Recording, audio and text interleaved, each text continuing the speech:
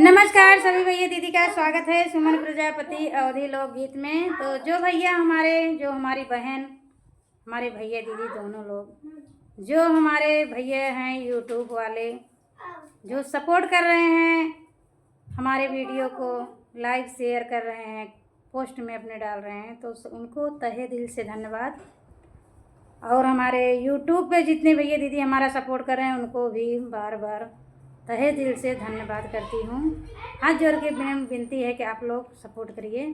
तो आज का गीत है, पति परदेश जा रहे हैं तो पत्नी को अच्छा नहीं लगता, तो क्या क्या उनके मुंह से निकल रही है बद्दुआ। रेलिया बैरी पिया के लिए जाई हो, रेलिया बैरी पिया के लिए जाई हो, रेलिया बैरी जौन टेसनवा पिया टिकटा कटई हई, जौन टेसन पिया टिकटा कटई हई, पनिया बरसाई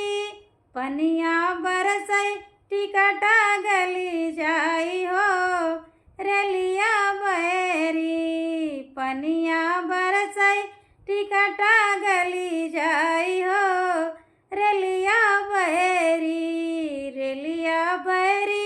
पिया के लिए जाई हो, रेलिया बैरी जौन सहारा पिया करई नौकरिया, जौन सहारा पिया करई नौकरिया, अगिया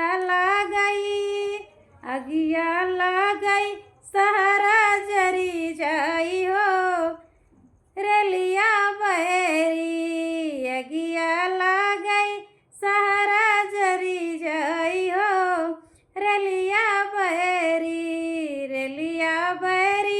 पिया के लिए जाई हो, रेलिया बैरी जौने साहब के पिया बना मोर नौकर, जौने साहबवा के पिया मोर नौकर, गोलिया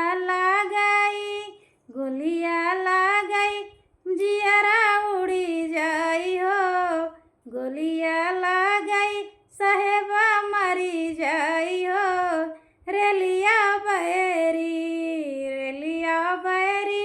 पिया के लगी जाई हो, रेलिया बैरी जौन सवतिया मोरे पियवा कमोहई, जौन सहतिया मोरे पियवा के मोहे से पियवा के मोहई,